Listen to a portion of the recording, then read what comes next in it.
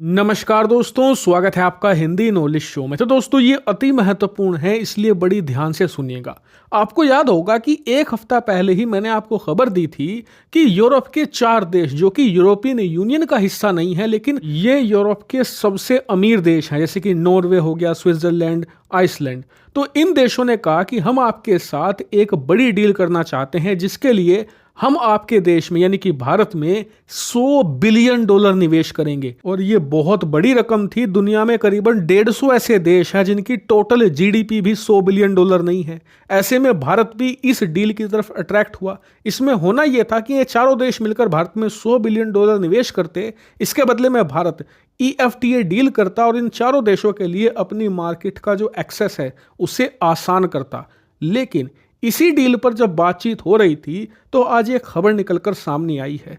खबर यह है कि स्विट्जरलैंड ने इन बाकी के तीनों अपने साथी देशों के साथ मिलकर भारत से मांग ये करी है कि आप ऐसा कीजिए कि आपकी जो जेनेरिक दवाई बनाने वाली कंपनियां हैं, यानी कि भारत की वो फार्मा कंपनियां जो विदेशों में महंगी मिलने वाली दवाइयों को भारत में सस्ती बनाकर भारतीय जनता को प्रोवाइड कराते हैं, वो हमारे साथ एक डाटा शेयरिंग पैक्ट करे। और ये पैक्ट है क्या? ध्यान से मुझे सुनिएगा, अति महत्वपूर्ण है। दरअसल इस पैक्ट के तहत होना यह था कि भारतीय कंपनियां जब भी भारत में कोई दवाई लॉन्च करने वाली होती हैं, लोगों के लिए उपलब्ध कराने वाली होती हैं, तो उससे पहले उसके क्लिनिकल ट्रायल किए जाते हैं। यानी कि बहुत ही थोड़े लोगों पर ये दवाई देकर टेस्ट किया जाता है कि ये आम आदमियों के लिए सही है या नहीं, इसके कुछ साइड इफेक्ट तो है नहीं। अगर कुछ साइड इफेक्ट हैं तो पहले ही लोगों को चेतावनी दी जाती है कि हमारी इस दवाई से इस प्रकार के साइड इफेक्ट हो सकते हैं। अगर वो साइड इफेक्ट ज़्यादा गंभीर है तो वो दवाई लॉन्च ही नहीं की जाती।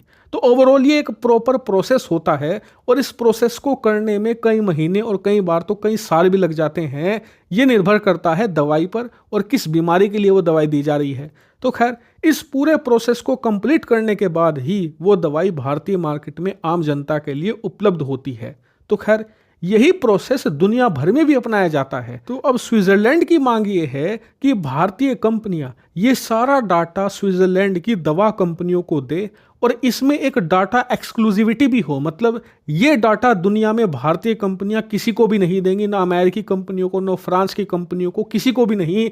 सिर्फ और सिर्फ स्विट्जरलैंड की कंपनियों को और बाकी के जो इनके 3 साथी देश हैं, इनकी कंपनियों को ही ये डाटा उपलब्ध करवाया जाएगा। अब आपके मन में सवाल उठा होगा कि स्विट्जरलैंड भारत का क्लिनिकल डाटा चाहता क्यों है और वो ये भी शर्त क्यों रख रहा है कि आप किसी भी दूसरे देश को नहीं दोगे, यहां तक कि स्विट्जरलैंड के जो फ्रेंडली कंट्री हैं, फ्रांस वगैरह, इन्हें भी नहीं दोगे।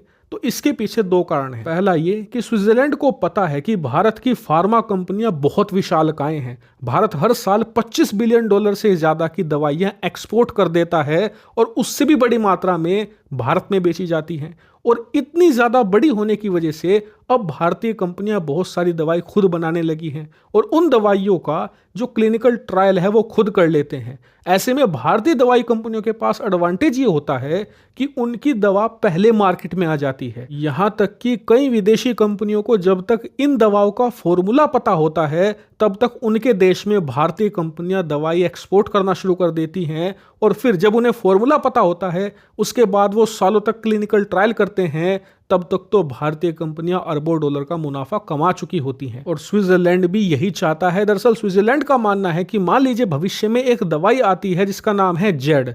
इस जेड दवा का फॉर्मूला भारत के पास है। भारत ने क्लिनिकल ट्रायल किया और उसे मार्केट में उतार दिया।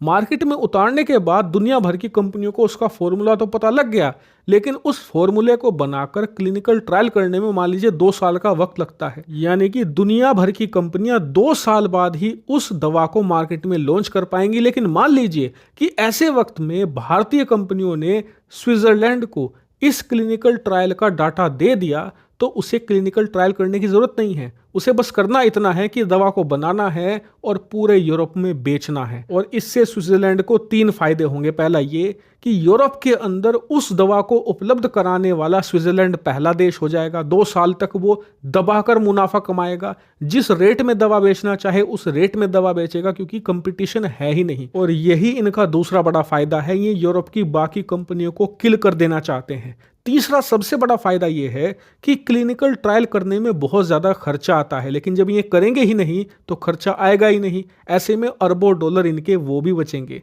और इसीलिए ये भारत के साथ ये डील करना चाहते हैं। लेकिन भारत का रिस्पॉन्स क्या है? भारत ने साफ इंकार कर दिया है कि जी देखिए, हम इस प्रकार की डील आपके साथ नहीं करेंगे। आपके साथ तो छोड़िए, किसी के साथ नहीं करेंगे, क्योंकि इससे सबसे बड़ा खतरा भारत को ही है। क्योंकि भारत बड़ी मात्रा में यूरोप के अंदर दवाई एक्सपोर्ट करता है, तो आने वाले समय में स्विट्जरलैंड की कंपनियां खुद भारतीय कंपनियों को खत्म कर सकती है। हालांकि भारत ने यह नहीं कहा डायरेक्टली, क्योंकि भारत को इनसे $100 बिलियन निकलवाने भी तो हैं। इसलिए भारत ने कहा कि जी देखिए, हम आपके साथ डील तो कर लेते, लेकिन दिक्कत यह है कि वर्ल्ड ट्रेड ऑर्गेनाइजेशन यानी कि WTO में इस प्रकार की डील को अलाउ नहीं किया जा सकता। आप पर भी केस हो जाएगा, हम पर भी केस हो जाएगा। यानी कि भारत ने बड़ी ही चतुराई से इनकी जो मांग थी उसे भी खत्म कर दिया, और जो बातचीत है $100 बिलियन के इन्वेस्टमेंट को लेकर उसे भी जारी रखा है। हालांकि इस पर अभी और बातचीत होगी। जैसे इस पर कोई बड़ी खबर निकलकर सामने आएगी, मैं आपको जरूर सूचित करूंगा।